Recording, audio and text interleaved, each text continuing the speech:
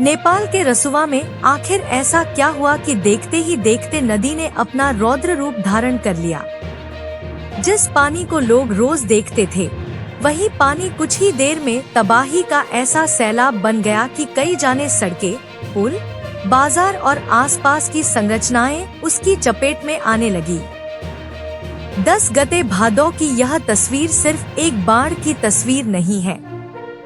यह हिमालय इलाके के लिए एक ऐसी चेतावनी है जिसे नजरअंदाज करना आने वाले समय में भारी पड़ सकता है। नमस्कार, आप देख रहे हैं हमारी विशेष रिपोर्ट। आज की सबसे बड़ी कहानी है नेपाल के रसुवा से, जहां अचानक आई भीषण बाढ़ ने पूरे इलाके में दहशत पैदा कर दी है। टिमुरे, स्याफ्रुबेसी और आसपास के इलाकों से सामने आ रही तस्वीरें बता रही हैं कि हालात कितनी तेजी से बिगड़े। लेकिन इस पूरी कहानी में एक सवाल सबसे ज्यादा डराने वाला है, आखिर इतना पानी अचानक आया कहां से? क्योंकि मामला सिर्फ तेज बारिश का नहीं दिख रहा। शुरुआती रिपोर्टों में यह बात सामने आई है कि स्थानीय स्तर पर हुई बारिश और नदी में दिखाई दिए असामान्य जल प्रवाह के बीच बड़ा अंतर था। इसका मतलब यह हो सकता है कि नदी का विशाल बहाव ऊपर के किसी इलाके से अचानक नीचे आया हो। हिमालय क्षेत्र में ग्लेशियर, हिमताल और अचानक बढ़ने वाला जल प्रवाह हमेशा गंभीर चिंता का विषय रहे हैं। लेकिन अभी यह कहना जल्दबाजी होगी कि इस बाढ़ के पीछे निश्चित रूप से हिमताल फटना ही कारण था। इसकी पुष्टि के लिए वैज्ञानिक और आधिकारिक जांच जरूरी है। लेकिन जब तक जांच पूरी होती, पानी अपना काम कर चुका था। नदी के किनारे बसे लोगों के लिए कुछ मिनटों का फर्क जिंदगी और मौत के बीच का अंतर बन सकता है। पानी का बहाव बढ़ते ही लोगों को सुरक्षित जगहों की ओर जाने की जरूरत पड़ी। कई स्थानों पर सड़क और संपर्क व्यवस्था प्रभावित होने की खबरें सामने आईं। और पहाड़ों में जब सड़क कट जाती है तो राहत पहुंचाना भी किसी युद्ध से कम नहीं होता। यही वजह है कि रसुवा की यह आपदा सिर्फ स्थानीय प्रशासन की परीक्षा नहीं है। यह नेपाल की पूरी आपदा प्रबंधन व्यवस्था के सामने एक बड़ा सवाल है। क्या हमारे पास इतनी तेज बाढ़ को पहले पहचानने की क्षमता है?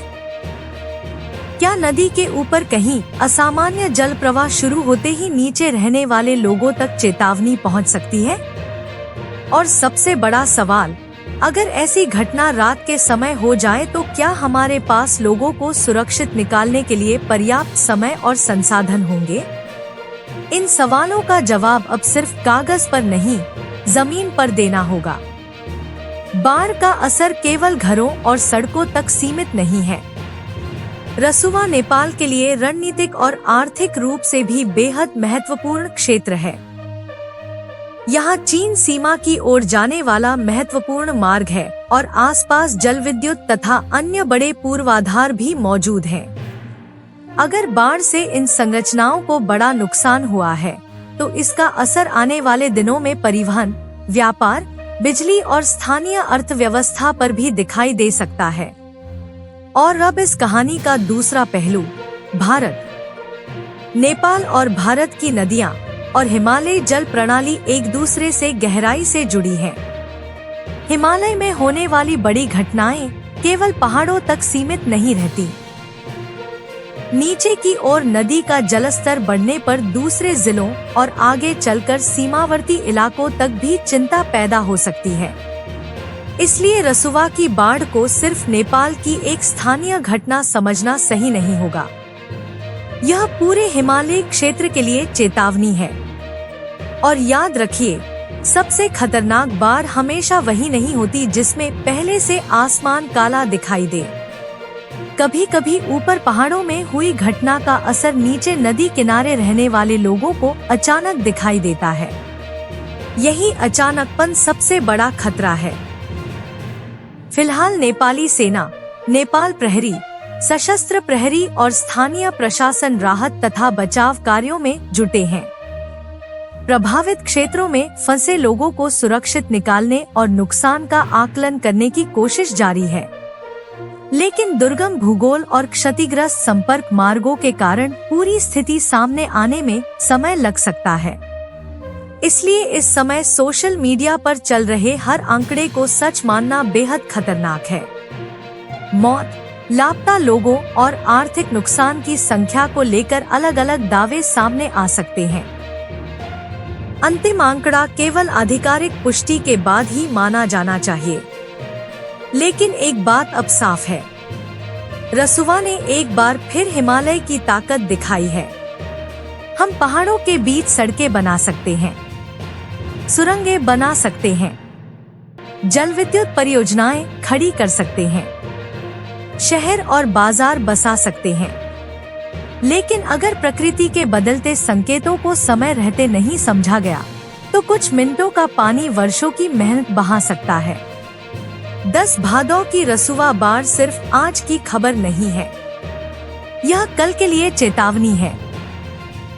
क्योंकि अगली बार सवाल यह नहीं होगा कि बाढ़ कितनी बड़ी थी, सवाल होगा क्या हमें पहले से पता था कि खतरा आने वाला है, और अगर पता था तो लोगों तक चेतावनी क्यों नहीं पहुंची। रसुवा से जुड़ी आधिकारिक जानकारी सामने आते ही तस्वीर और साफ होगी। तब तक प्रभावित इलाकों के लोगों से अपील है कि नदी किनारे और जोखिम वाले क्षेत्रों से दूरी बनाए रखें, स्थानीय प्रशासन की चेतावनी को गंभीरता से लें और अपुष्ट खबरों को आगे न फैलाएं। अगर आपको लगता है कि हिमालयी क्षेत्रों में ऐसी अचानक आने वाली बाढ़ के लिए नेपाल और भारत को मिलकर एक मजबूत पूर्व चेतावनी प्रणाली बनानी चाहिए, तो अपनी राय कमेंट में जरूर लिखिए। यह सिर्फ रसुवा की कहानी नहीं है, यह पूरे हिमालय की कहानी है, और शायद आने वाले खतरे की पहली घंटी भी।